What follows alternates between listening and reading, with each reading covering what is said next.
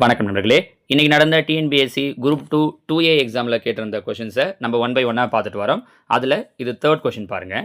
கோபி ஒரு மடிக்கணினியை 12% லாபத்திற்கு விற்றார்.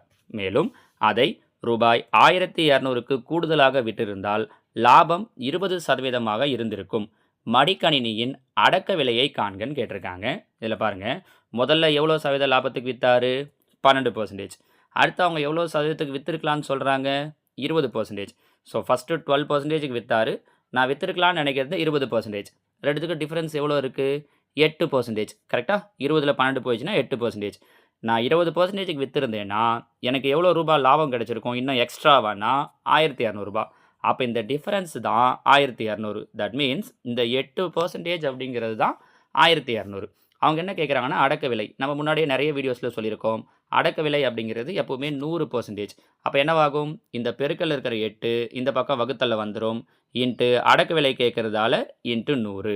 பாருங்கள், ஓர் 8 8 மீதி 4 8 40 0 அப்படியே வந்துடும். 150 இன்ட்டு 100 பெருக்கணும் அப்படின்னா என்ன கிடைக்கும் அப்படின்னா 15000.